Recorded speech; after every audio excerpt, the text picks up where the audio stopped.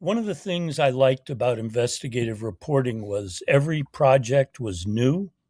Mm, It wasn't like I was covering a beat, and so I had sources I'd been talking to for months or years, and you're just getting too close to your sources. Every project I did was different, and that's what mm. I loved about that kind of reporting was you had to. It was a whole new subject. I'd frequently start by reading some books on a subject I knew nothing about.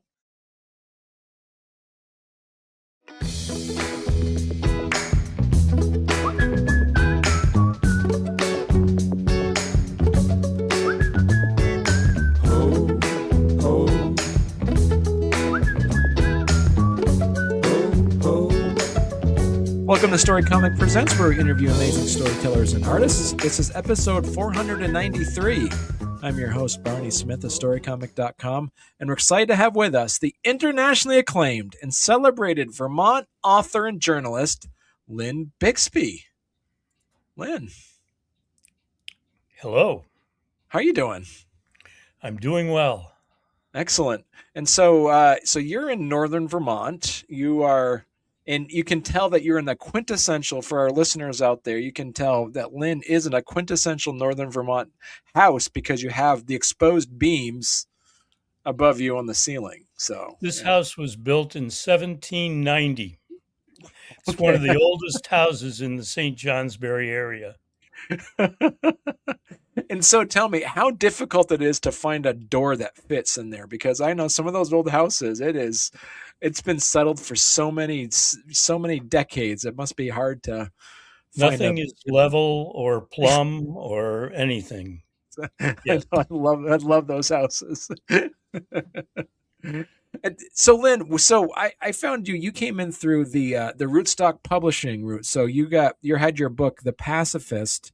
uh it was published by Rootstock Publishing, correct? Yes.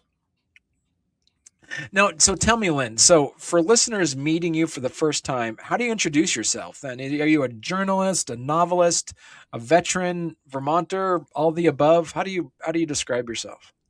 I'm not a veteran Vermonter, but I've looked at Vermont through a lot of my life as my home state because I went to a camp here, and then I worked as a counselor at that camp. So I spent 10 years of summers here over in the Pittsford area. And I just loved Vermont. My parents moved around.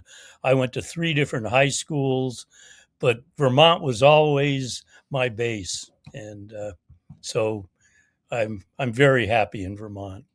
Okay. Now, so talk to us a little bit about your book here. So this is a pretty interesting book. It's called The Pacifist. Um, Talk to us a little bit about this. The Pacifist is about standing up to power gone bad Okay. during the Vietnam War. It's dedicated to the draftees and soldiers who defied the government to, in my opinion, end the Vietnam War by basically a rolling mutiny. Hmm. It wasn't the politicians who ended that war, it was the people who were drafted and who defied the government regarding the draft, and if they got into the army, as I did, um, continued to defy the government and the army. The Pacifist, and now, as we're saying, like this is based off of real events, but this is a fiction book, correct? Yeah, it's a fiction book, and it in the real events are the background, the backdrop for it, but Okay. the story is fiction, as are the characters. And so the main character, Lisa Thompson. So who is Lisa Thompson at the start of the book, and what does the you have in here? Back to the land hippie on Vermont farm. What did that look like back in 1968? It was a lot of that was happening in 1968 in Vermont. Yeah. Um, And I didn't live in Vermont at that time, but the origin of the book goes back to 1968 when I was in college in at Colby College in Maine, and I had a classmate who dropped out of college. And in those days, if you dropped out of college, you lost your student deferment, and the government was on you in no time at all because the draft was very active.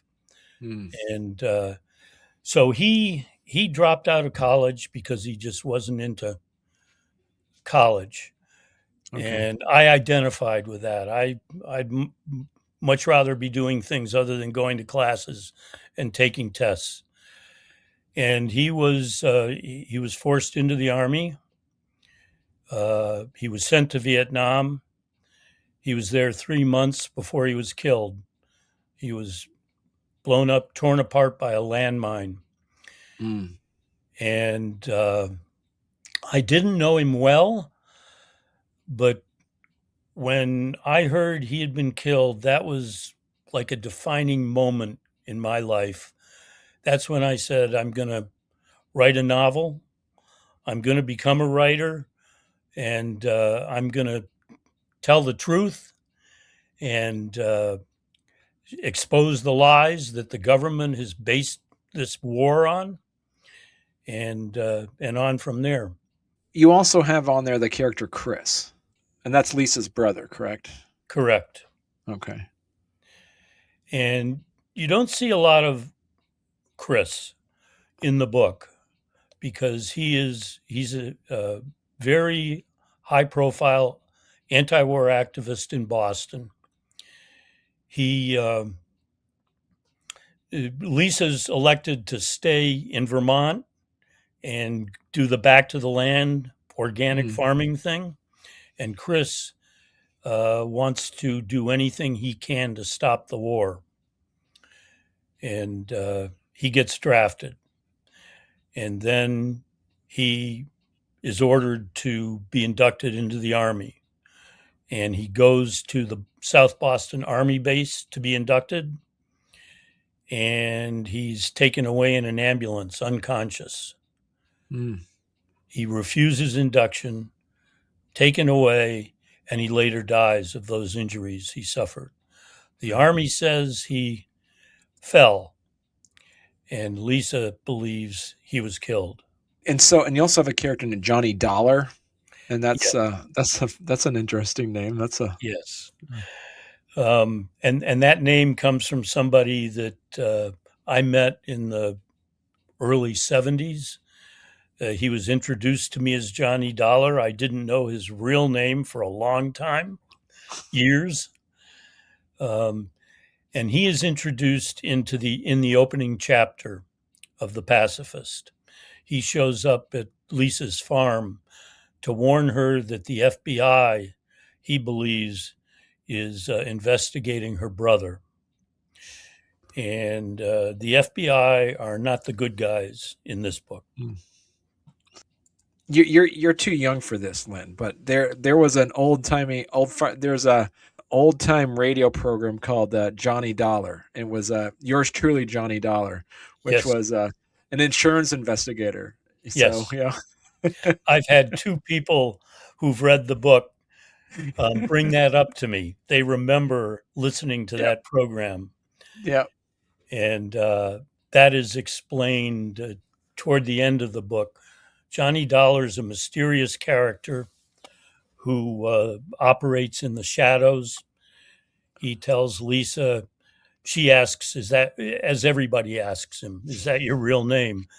And he explains it's a persona, Yeah. and um, he's a mysterious guy, but he has amazing ability to get information and documents that are helpful to anti-war uh, activists down in the Boston area and civil rights lawyers. Do you see this book being timely at the moment? Absolutely. Yeah. I opened my book launch by bringing up uh, Renee Good and Alex Preddy. Renee Good was killed the day after my book was released. Wow. And the timing was unfortunate, but appropriate because that's what my book is all about, is standing up to that kind of abuse of government power. And I think those lessons of the Vietnam experience are absolutely applicable today. And I think we can learn a lot from those days in Vietnam. How did you approach writing about, government power and abuse without turning the book into a lecture? That was tough. Because I wanted to write about war. I wanted to write about, I did some projects in my journalistic life on recruiting, military recruiting fraud, the international arms trade. And so I had a good background in a lot of the issues that um, relate to the military industrial war machine. And I wanted to bring that into the book, but I didn't want it to be a lecture. And so I decided I had to keep the reader engaged by trying to write it as a thriller. So um, we did some serial type things when I was a newspaper reporter at the Hartford Courant in Connecticut. And so I thought of it. I sat down to write and I couldn't get into chapters, thinking about chapters. So I started thinking about scenes. And then I discovered, oh, I can write scenes. And Mhm. those scenes can end with cliffhangers and that lead you on to the next chapter. And so that's how I structured the book, was trying to um, sort of disguise anti-war images and issues with a thriller type suspense approach. Well, hey there. If you're enjoying our podcast, don't forget to subscribe on YouTube or leave us a 5-star review on your favorite podcast platform. Your support means the world to us and helps us keep this show going. We love hearing from you, so any feedback is welcome. And thank you for being a part of our podcast family and for all your support. It truly means a lot to us. I talked earlier about Lisa. So Lisa's up against the Army and the FBI. So how did you kind of balance her vulnerability with her courage so she feels believable to the readers then? I don't approach writing that way. Okay. When I thought about the book back in 1968, I only the only thing I wanted, I knew I was going to do. I knew it was going to start in Vermont, and I knew it was going to end in Vermont with a gunfight. And so then I built the book around those two endpoints. And the way I write is I write by feel. So at the Hartford Courant, I would do projects that I wouldn't be writing for months at a time because I'd be researching and interviewing and just trying to put together a story where usually if I went into a story, something was wrong and I Mm. wanted to try to make it right, try to expose a bad situation and lead to some improvement. And so at the end of the research and interviewing and getting ready to write, I just dove into the story as opposed to going over my notes and everything and feeling my way into it. And so that's the way I approached this novel.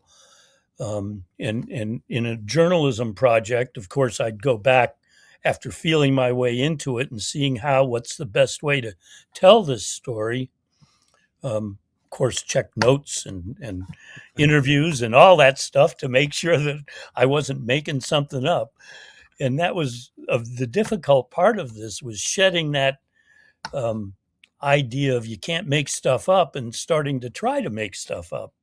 That was going to be my next question for you then, Lyn, is like, how did your journalist brain react to writing fiction? Very hard. Sitting here on my shoulder was our copy desk, and the copy desk was saying all the time, "You can't do that. That doesn't work for me. That." And I'd have to brush the copy desk off, and it would come back, and that happened for a long time. Hmm.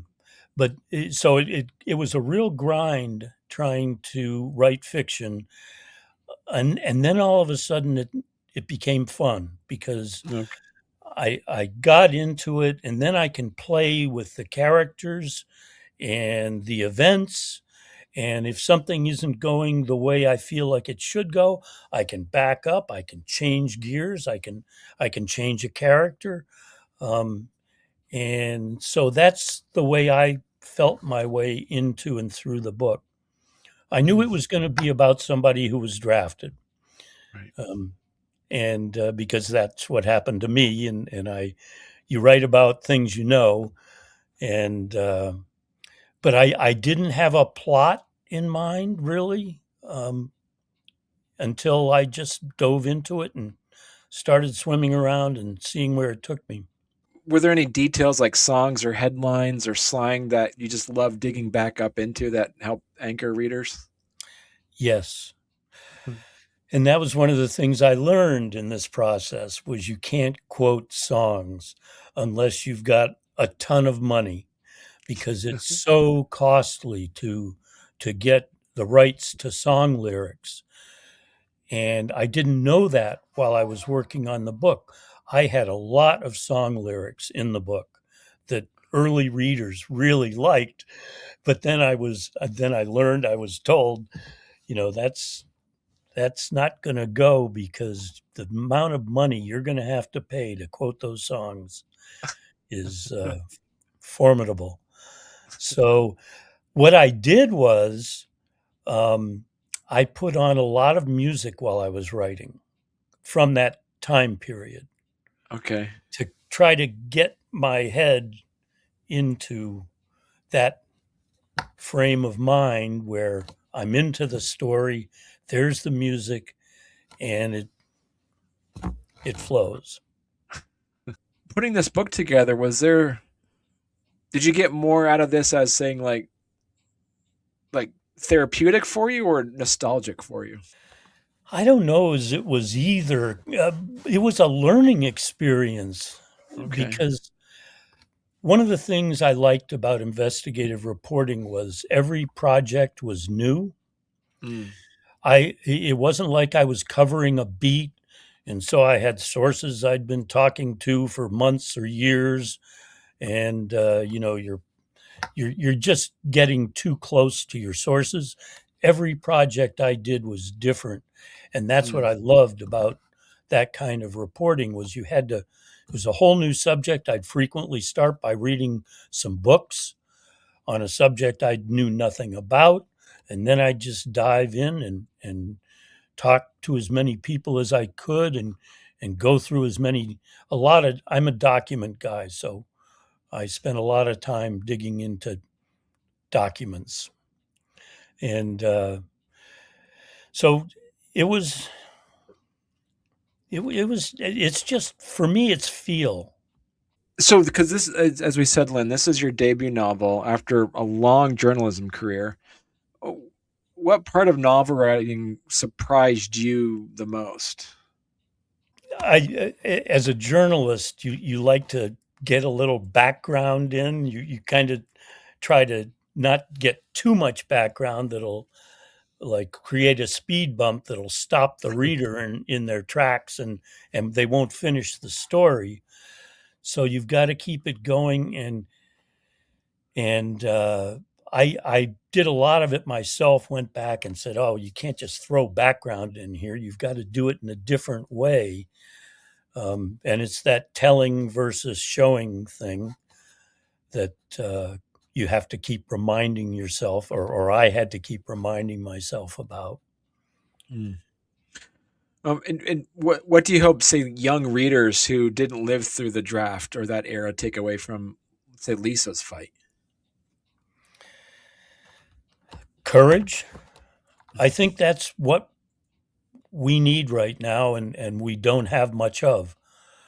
I mean, the most prominent people in America have rolled over and just told Trump, "Do whatever you want, and how much money can I give you?" And it's to me, it's all about courage, and she Mm.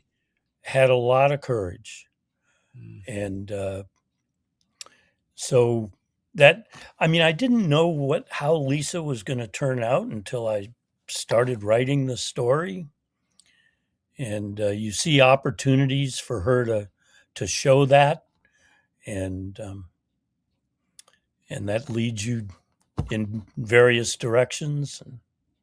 Right. Were there any like Vietnam vets or activists that reached out to you with their reactions yet? Yeah, one of my early readers was a medic in Vietnam Okay. in the 1960s who, when he got out of the service, he created a publication company. He became a publisher, and he wanted to give a opportunity for Vietnam vets to write poetry or short stories to express what they'd been through. And he called his company First Casualty Press after the frequently oft used the first casualty in war is truth. And so he got, I couldn't believe it when I got it to him. I hadn't talked to him in 40 years, I think. And I sent him the book, and he put off reading it because he had family issues going on, and then he read it on a plane flight um, overnight, long plane flight, and he just got what I was trying to do, and that really made me feel good because he had spent time there. He had been there for a year, Hmm. and he knew all that. I knew people who served in Vietnam because I was stationed on Okinawa for a year, and a lot of the military, and I was largely hanging out with Army people, although I also worked with the Navy and the Air Force. Um, but I hung out with people who'd done their tours in Vietnam and were serving their last remaining months on Okinawa before they were discharged. And Hmm. so I got to know a lot about what it was like in Vietnam through those folks. What's next for you now that do you have now the writing bug, and are you looking at more? Are you working on another book now then? Well, yes, sort of. There's a writer who lives up here, Melanie Finn. Are you familiar with Melanie? I'm familiar. Yep. Yep. She's a successful novelist, and I met her a few years ago, and I wanted to talk with her about publishers because I didn't have a publisher at that point. And she didn't want to talk about publishers. And she said, "Just go start on your next book." Which was great advice because here I am worrying about trying to find a publisher for this book, and it's eating away at me because I sent queries to more than 100 literary agents, Mm. and nobody wanted this book. Huh. And I mean, it became clear to me that the publishing industry did not want to see any more books about Vietnam. Mm. And there have been a few and good ones in recent years, but very few. Right. And so Melanie said, just go start on your next book. Right. And that was good advice because it got me out of that pit I was in about trying to find a publisher. And Huh. so, yes, I am looking to do something again. Right.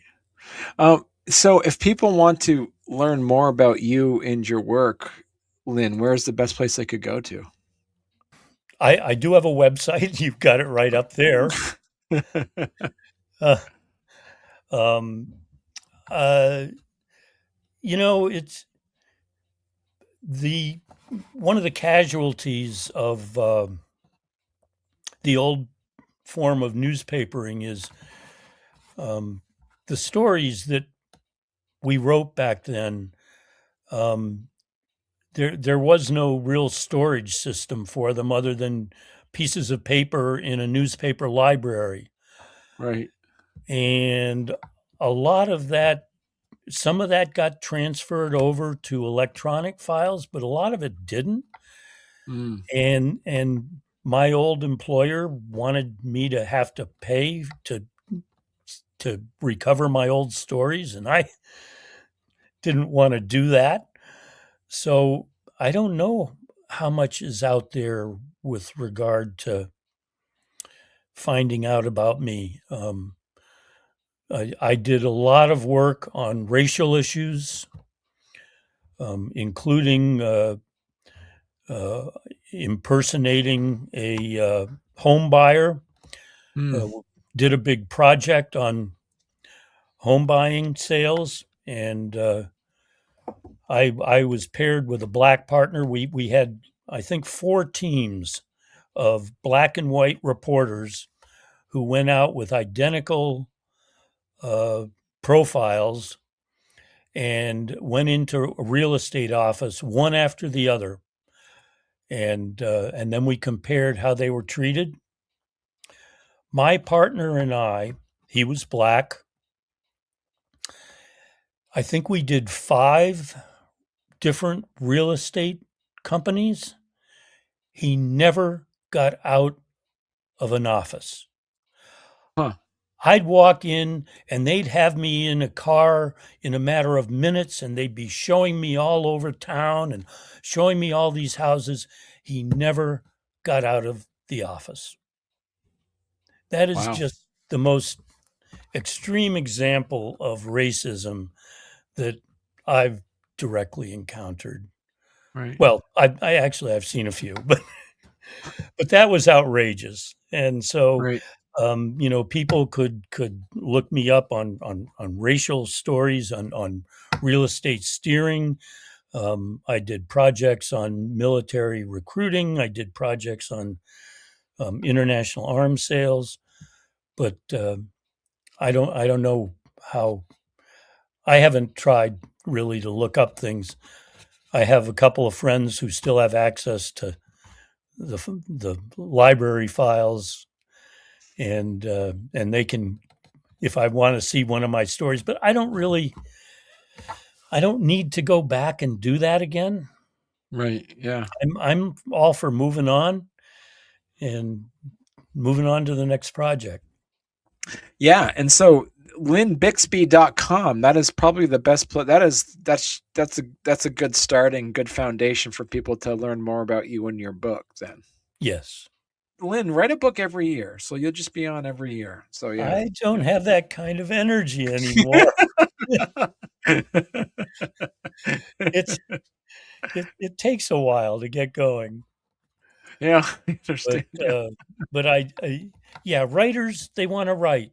And what has really surprised me about this is when you're a journalist, you never hear any reaction to your stories, other than, oh, you got it wrong, or negative stuff. Right. And I didn't hear much of that because I was constantly in adversarial positions with a lot of the people I wrote about, and I Right. had to have everything absolutely as solid as you could make it. Mm. Uh, but I hear from people now who want to tell me their stories because of the Pacifist. They read the Pacifist and they say, "Oh, I got Right. to tell you this and that," and it's great to see them enjoying the book and having fun and wanting to talk about it. Well, thank you so much, Lyn. This has been a delight talking with you. Well, thank you for having me. I really appreciate it.